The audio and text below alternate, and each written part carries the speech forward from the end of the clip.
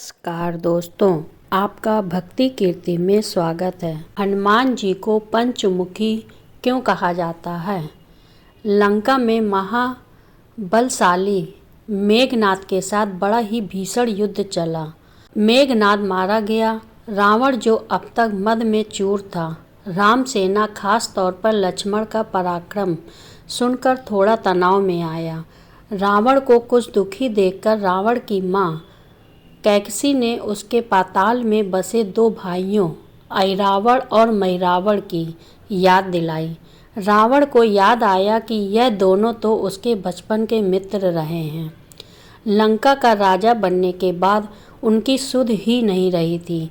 रावण यह भली प्रकार जानता था कि ऐरावण व महिरावण तंत्र मंत्र के महापंडित, जादू टोने के धनी और माँ कामाक्षी के परम भक्त हैं। रावण ने उन्हें बुला भेजा और कहा कि वह अपने छल बल कौशल से श्री राम व लक्ष्मण का सफाया कर दें। यह बात दूतों के जरिए विभीषण को पता लग गई। युद्ध में ऐरावण व महिरावण जैसे परम मायावी के शामिल होने से विभीषण चिंता में पड़ गए। विभीषण को लगा कि भगवान श्री राम और लक्ष्मण की सुरक्षा व्यवस्था और कड़ी करनी पड़ेगी। इसके लिए उन्हें सबसे बेहतर लगा कि इसका जिम्मा परम वीर हनुमान जी को सौंप दिया जाए। राम लक्ष्मण की कुटिया लंका में सुवेल पर्वत पर बनी थी। हनुमान जी ने भगवान श्री राम की कुटिया के चारों ओर एक सुरक्षा घेरा खींच दिया। कोई जादू टोना, तंत्र मंत्र का असर या मायावी राक्षस इसके भीतर नहीं घुस सकता। ऐरावण और महिरावण श्री राम और लक्ष्मण को मारने उनकी कुटिया तक पहुँचे, पर इस सुरक्षा घेरे के आगे उनकी एक न चली, असफल रहे। ऐसे में उन्होंने एक चाल चली। महिरावण विभीषण का रूप धर के कुटिया में घुस गया। राम व लक्ष्मण पत्थर की सपाट शिलाओं पर गहरी नींद सो रहे थे। दोनों राक्षसों ने बिना आहट के शिला समेत दोनों भाइयों को उठा लिया और अपने निवास पाताल की ओर लेकर चल दिए। विभीषण लगातार सतर्क थे। उन्हें कुछ देर में ही पता चल गया कि कोई अनहोनी घट चुकी है। विभीषण को महिरावण पर शक था। उन्हें राम लक्ष्मण की जान की चिंता सताने लगी। विभीषण ने हनुमान जी को महिरावण के बारे में बताते हुए कहा कि वे उसका पीछा करें। लंका में अपने रूप में घूमना राम भक्त हनुमान के लिए ठीक न था, सो उन्होंने पक्षी का रूप धारण कर लिया और पक्षी का रूप में ही निकुंभला नगर पहुंच गए। निकुंभला नगरी में पक्षी रूप धरे हनुमान जी ने कबूतर और कबूतरी को आपस में बतियाते सुना। कबूतर कबूतरी से कह रहा था कि अब रावण की जीत पक्की है। ऐरावण व महिरावण राम लक्ष्मण को बलि चढ़ा देंगे, बस सारा युद्ध समाप्त। कबूतर की बातों से ही बजरंगबली को पता चला कि दोनों राक्षस राम लक्ष्मण को सोते में ही उठाकर कामाक्षी देवी को बलि चढ़ाने पाताल लोक ले गए हैं। हनुमान जी वायु वेग से रसातल की ओर बढ़े और तुरंत वहां पहुँचे। हनुमान जी को रसातल के प्रवेश द्वार पर एक अद्भुत पहरेदार मिला। इसका आधा शरीर वानर का और आधा मछली का था। उसने हनुमान जी को पाताल में प्रवेश से रोक दिया। द्वारपाल हनुमान जी से बोला कि मुझको परास्त किए बिना तुम्हारा भीतर जाना असंभव है। दोनों में लड़ाई ठन गई।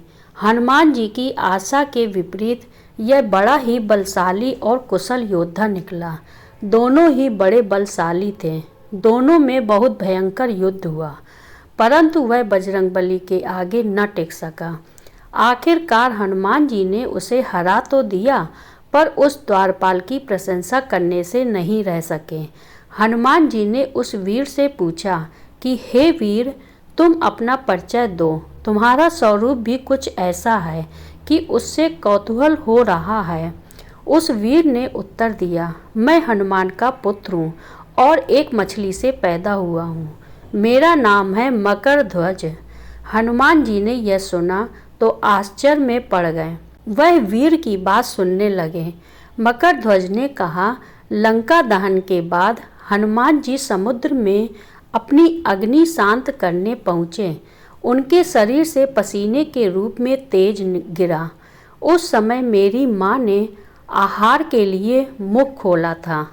वह तेज मेरी माता ने अपने मुख में ले लिया और गर्भवती हो गई। उसी से मेरा जन्म हुआ है। हनुमान जी ने जब यह सुना तो मकर ध्वज को बताया कि वह ही हनुमान हैं। मकर ध्वज ने हनुमान जी के चरण स्पर्श किए और हनुमान जी ने भी अपने बेटे को गले लगा लिया और वहां आने का पूर्ण कारण बताया।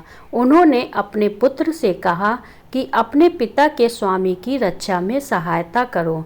मकर ध्वज ने हनुमान जी को बताया कि कुछ ही देर में राक्षस बलि के लिए आने वाले हैं। बेहतर होगा कि आप रूप बदलकर कामाक्षी के मंदिर में जाकर बैठ जाएं। उनको सारी पूजा झरोखों से करने को कहें।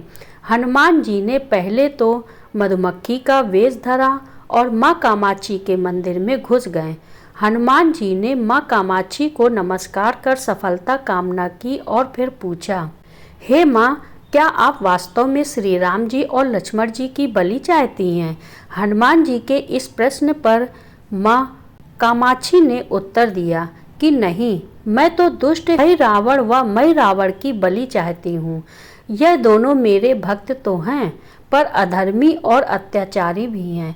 आप अपने प्रयत्न करो, सफल रहोगे। मंदिर में 5 दीप जल रहे थे। अलग अलग दिशाओं और स्थान पर माँ ने कहा, यह दीप अहिरावण ने मेरी प्रसन्नता के लिए जलाए हैं। जिस दिन ये एक साथ बुझा दिए जा सकेंगे, उसका अंत सुनिश्चित हो सकेगा। इस बीच गाजे बाजे का शोर सुनाई पड़ने लगा। अहिरावण महिरावण बलि चढ़ाने के लिए आ रहे थे। हनुमान जी ने अब माँ कामाक्षी का रूप धरा।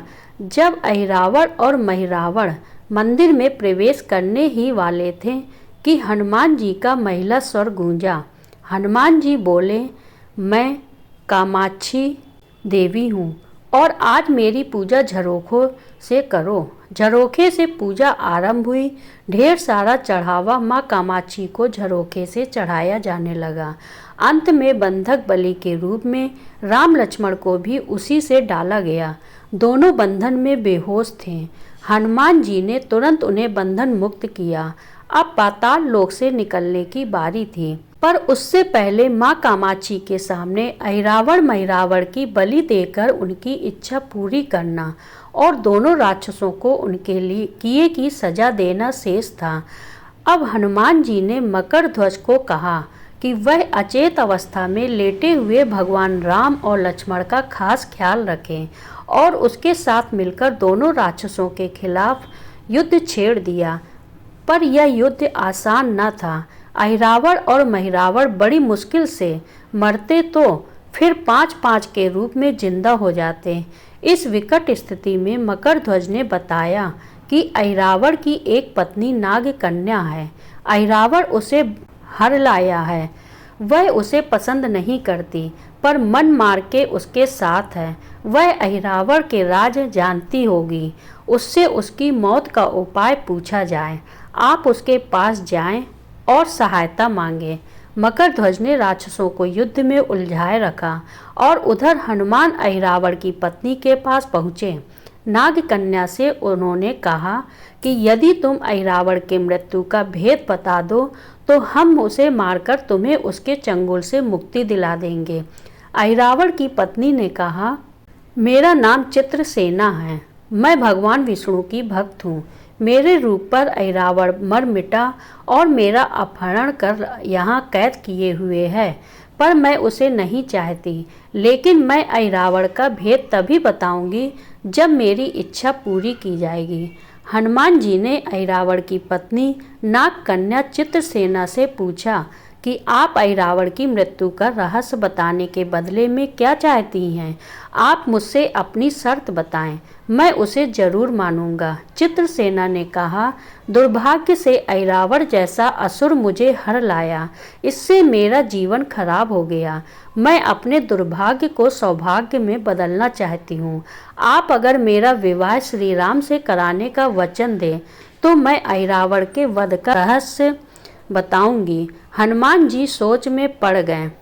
भगवान श्री राम तो एक पत्नी निष्ठ हैं। अपनी धर्म पत्नी देवी सीता को मुक्त कराने के लिए असुरों से युद्ध कर रहे हैं। वह किसी और से विवाह की बात तो कभी न स्वीकारेंगे। मैं कैसे वचन दे सकता हूँ। फिर सोचने लगे कि यदि समय पर उचित निर्णय न लिया तो स्वामी के प्राण ही संकट में हैं। असमंजस की स्थिति में बेचैन हनुमान जी ने ऐसी राय निकाली कि सांप भी मर जाए और लाठी भी न टूटे। हनुमान जी बोले, तुम्हारी शर्त स्वीकार है, पर हमारी भी एक शर्त है। यह विवाह तभी होगा जब तुम्हारे साथ भगवान राम जिस पलंग पर आसीन होंगे वह सही सलामत रहना चाहिए। यदि वह टूटा तो इसे अपशगुन मानकर वचन से पीछे हट जाऊंगा। जब महाकाय ऐरावत के बैठने से पलंग नहीं टूटता तो भला श्री राम के बैठने से कैसे टूटेगा।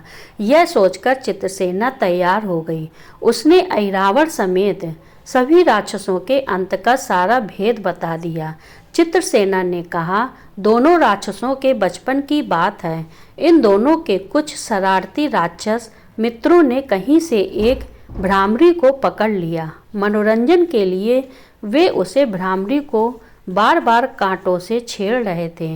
भ्रामरी साधारण भ्रामरी न थी, वह भी बहुत मायावी थी, किंतु किसी कारणवश वह पकड़ में आ गई थी। भ्रामरी की पीड़ा सुनकर ऐरावत और महिरावण को दया आ गई और अपने मित्रों से लड़कर उसे छुड़ा दिया।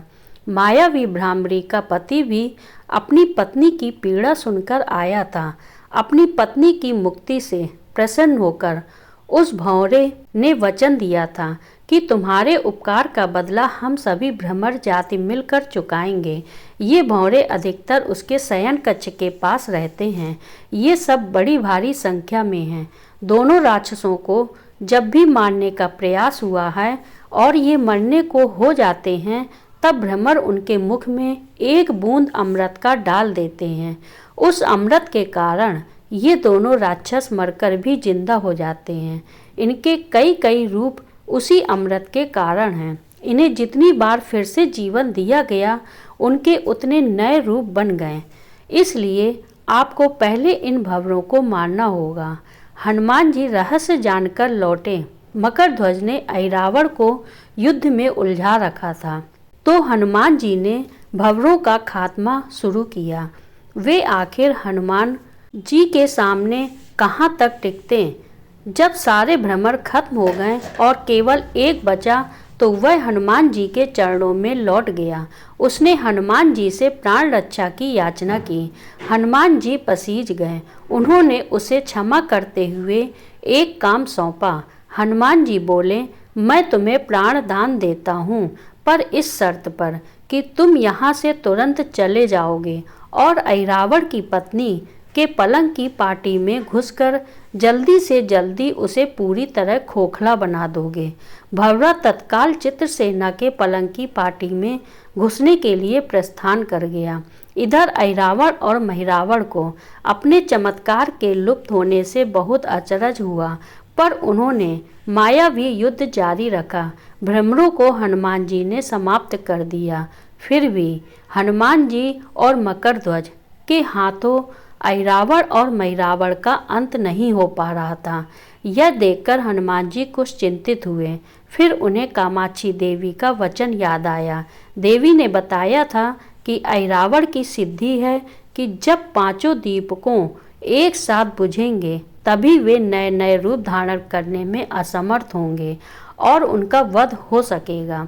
हनुमान जी ने तत्काल पंचमुखी रूप धारण कर लिया। उत्तर दिशा में वराह मुख, दक्षिण दिशा में नरसिंह मुख, पश्चिम में गरुड़ मुख, आकाश की ओर है ग्रीव मुख एवं पूर्व दिशा में हनुमान मुख। उसके बाद हनुमान जी ने अपने पांचों मुख द्वारा एक साथ पांचों दीपक बुझा दिए। अब उनके बार बार पैदा होने और लंबे समय तक जिंदा रहने की सारी आशंकाएं समाप्त हो गई थीं। हनुमान जी और मकरध्वज के हाथों शीघ्र ही दोनों राक्षस मारे गए। इसके बाद उन्होंने श्री राम और लक्ष्मण जी की मूर्छा दूर करने के उपाय किए। दोनों भाई होश में आ गए। चित्रसेना भी वहां आ गई थी। हनुमान जी ने कहा, प्रभु, अब आप ऐरावण और मैरावण के छल और बंधन से मुक्त हुए, पर इसके लिए हमें इस नाग कन्या की सहायता लेनी पड़ी थी। ऐरावण इसे बलपूर्वक उठा लाया था। वह आपसे विवाह करना चाहती है। कृपया उससे विवाह कर अपने साथ ले चलें, इससे उसे भी मुक्ति मिलेगी।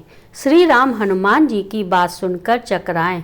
इससे पहले कि वह कुछ कह पाते, हनुमान जी ने ही कह दिया, भगवान, आप तो मुक्तिदाता हैं। ऐरावण को मारने का भेद इसी ने बताया है। इसके बिना हम उसे मारकर आपको बचाने में सफल न हो पाते। कृपा निधान से भी मुक्ति मिलनी चाहिए, इसे भी मुक्ति मिलनी चाहिए, परंतु आप चिंता न करें।